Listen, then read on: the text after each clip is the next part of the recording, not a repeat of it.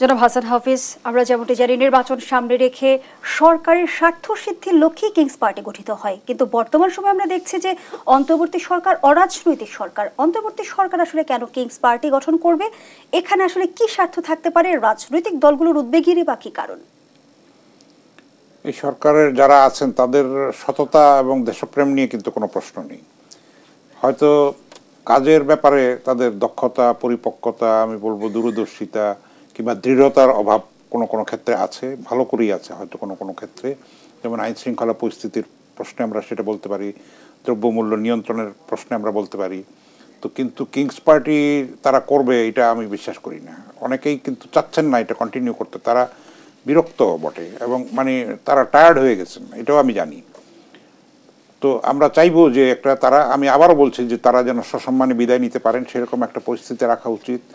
তো তারা Kings party এটা করতে চাচ্ছে এটা আমি বিশ্বাস করতে চাই না, কিন্তু কোনো কোনো সেকশন, কোনো কোনো মহল হয়তো এটা চাইবে ক্ষমতায় টিকে থাকার জন্য নানান কৌশল করে, কিন্তু সেটাও দুঃখজনক হবে, সেটাও শেষ পর্যন্ত সফল হবে না, এটা আমরা বলতে পারি। কারণ আমাদের অতীতের সঙ্গে যেটা, যদি আগে 1/11-এর সঙ্গে এখনকার পরিস্থিতি কিন্তু অনেক গুণগত পার্থক্য আছে, ফলে একই মডেলে কিন্তু কিছু করা যাবে না।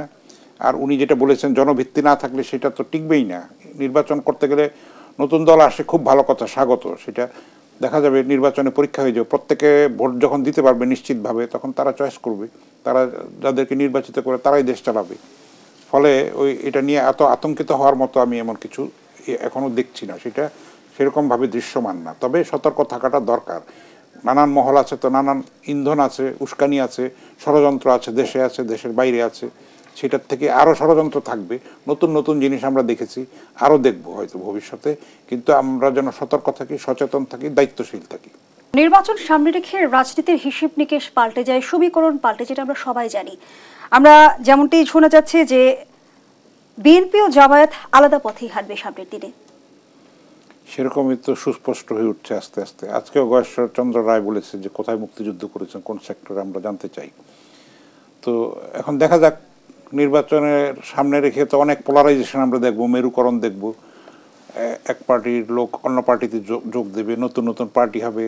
তো সেটা একটা ইন্টারেস্টিং জিনিস, একটা অবজার্ভ করার মতো ঘটনা। যত নির্বাচন ঘনিয়ে আসবে তত কিন্তু এগুলি প্রকটতর হবে, দৃশ্যমান হবে। ফলে শেষ পর্যন্ত কিন্তু জনগণই হবে চূড়ান্ত নিয়ন্তা, মানে ক্ষমতায় কারা আসবে, কোন দল আসবে, কোন ব্যক্তি আসবে, আওয়ামী লীগ নির্বাচনে আসবে কিনা, বিচার প্রক্রিয়াটা চলছে, বলা হচ্ছে যে সেই বিচার প্রক্রিয়াটা শেষ হলেই নির্বাচনের বিস্তারিত ঘোষণাটা আসবে। তো ফলে এখনই আওয়ামী লীগ শেষ পর্যন্ত নির্বাচনী মাঠে থাকতে পারবে কিনা এখনই এটা বলার সময়টা আসেনি। সেটার জন্য আমাদের কিছু সময় অপেক্ষা করতে হবে এবং পোলারাইজেশন হোক, মেরুকরণ হোক, নতুন দল আসুক, সেটা তো আমরা চাইব। তার মধ্যে দিয়ে জনগণ বেছে নেবে কাকে নির্বাচিত করবে, কাকে করবে না। তো আবার সংবিধান সংস্কারের কথা আসছে, নির্বাচন কমিশন সংস্কারের কথা আসছে, শিক্ষাক্ষেত্রে, স্বাস্থ্যক্ষেত্রে, মিডিয়ার ক্ষেত্রে হচ্ছে। মিডিয়াও আপনার একটা বড় ফ্যাক্টর, তাই না?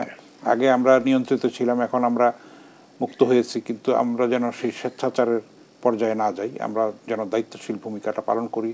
কারণ সেটাও একটা নির্বাচনী একটা সুন্দর লিভিং প্লেইং ফিল্ড তৈরির ক্ষেত্রে মিডিয়ার ভূমিকাটাও একটা ইম্পর্ট্যান্ট জিনিস। আসলে গণতন্ত্রের ক্ষেত্রে আমরা এই বাকরুদ্ধ ছিলাম, আমরা নিয়ন্ত্রিত ছিলাম, সেই নিয়ন্ত্রণটা, এই শৃঙ্খলটা আমরা ভাঙতে পেরেছি রক্তের বিনিময়ে। সেই রক্তের সঙ্গে যেন আমরা বেইমানি কেউ না করি।